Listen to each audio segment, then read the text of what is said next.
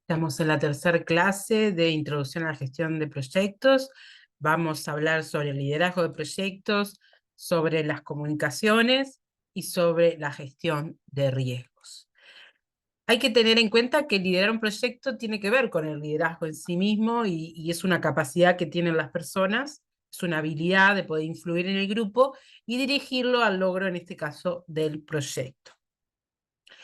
Esta influencia puede ser formal, o sea, que la define la organización, como una jefatura, por ejemplo, o puede ser definida a la interna del grupo en caso de que, bueno, que sean pares y que no tengan esta estructura definida.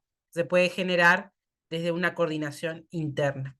En general, es difícil que uno pueda trabajar sin necesidad de que alguien coordine. De hecho, siempre es una buena iniciativa la posibilidad de que alguien lidere el proyecto para tener una mejor organización.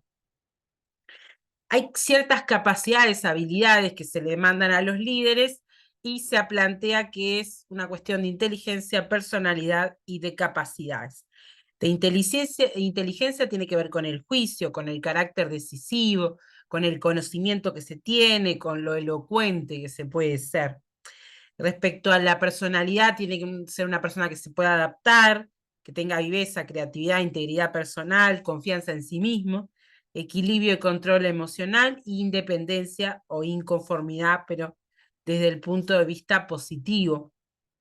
Capacidades como para conseguir la cooperación, el carácter cooperativo o colaborativo, la popularidad y el prestigio, sociabilidad, habilidades interpersonales, participación, tacto y diplomacia. Eso es lo que se le suele pedir a un líder, que no es poco también.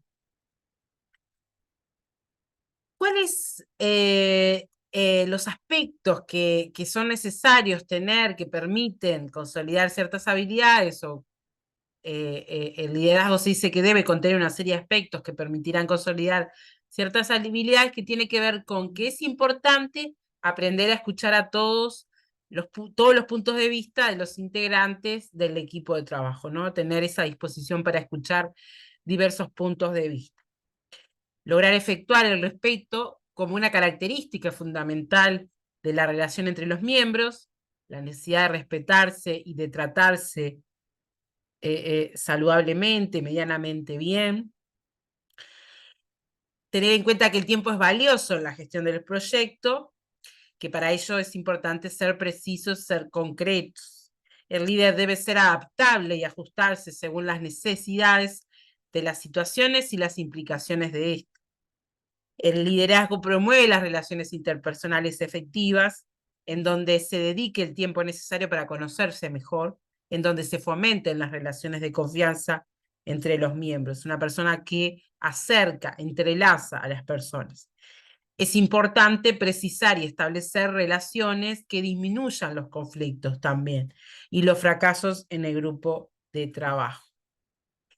¿Cuáles son las recomendaciones para un buen liderazgo del proyecto? Bueno, conocer el proyecto a fondo, eso es importante, ¿no? Tenerlo presente siempre, pero conocerlo. Para eso hay que tomarse un tiempo al inicio para conocer la propuesta o la idea, en caso de que uno ejecute un proyecto que no le es propio, sino la posibilidad de, bueno, de tenerlo siempre a mano cuando uno lo genera.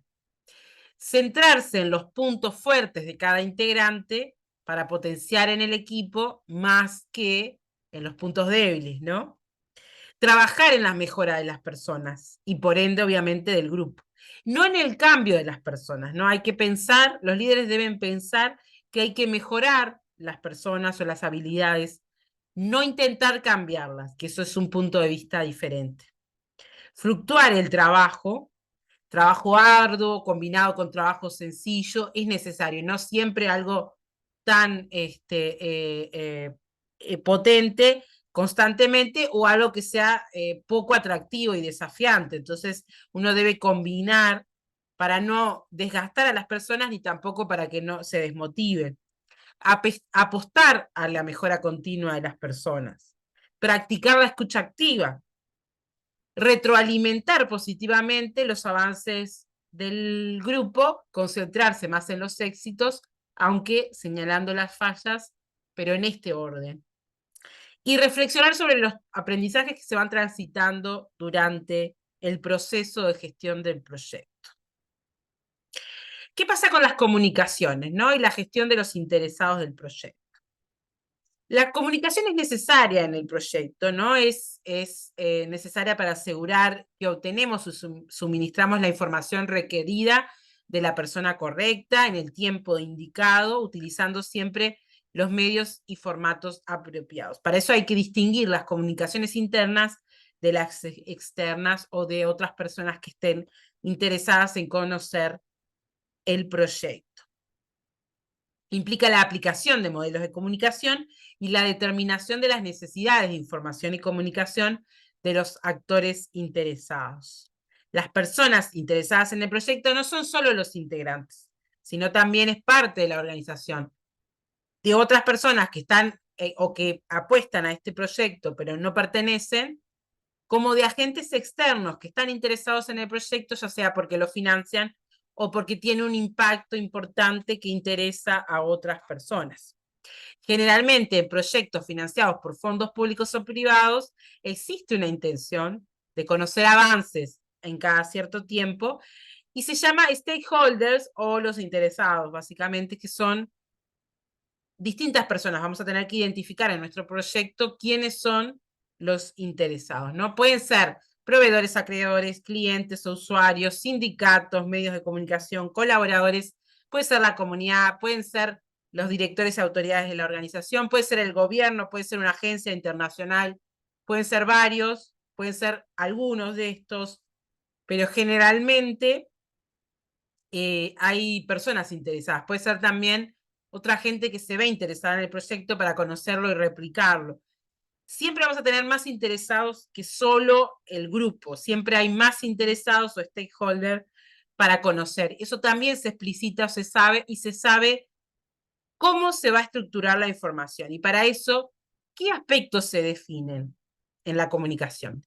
Primero, si vamos a comunicarnos formalmente o informalmente, depende de la persona o el rol que cumple, ¿cómo lo vamos a dirigir a él?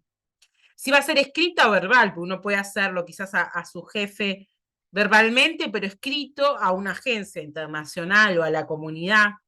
Puede ser oficial, que sale en un boletín, en un informe anual, que ya está programado, o no oficial, en algo que es oficial para nosotros, pero también termina siendo en un informe. Por ejemplo, algo que se pide explícitamente, no siempre es oficial en el término de algo que ya está preestablecido en la comunicación institucional. Puede ser simple, de manera sencilla, o de un tono diplomático. Y también uno tiene que saber en qué momentos se dirige esa comunicación, en qué tiempos del proyecto se establece. Todo eso se desarrolla también en parte del proyecto se tiene en cuenta para el desarrollo del proyecto. Esto también hay que pensarlo a nivel de grupo para que funcione. Y por último, ¿cuáles son los riesgos del proyecto? Hay que tener en cuenta que siempre puede salir algo imprevisto. Puede ser que no podamos alcanzar algo, algún objetivo por alguna cuestión, se nos cae parte del equipo o nos dieron menos prefinanciación y tenemos que reestructurarlo. Y esos son riesgos del proyecto original, pero también puede ser que suceda algo en la gestión del proyecto o en el ejecutar el proyecto, ¿no? Es decir, bueno, no estamos encontrando a las determinadas personas o son muy ambiciosos los objetivos o nos quedamos corto de dinero frente a lo que planificamos inicialmente. Y hay que tener en cuenta que también se debe convivir flexiblemente con posibles riesgos, ¿no?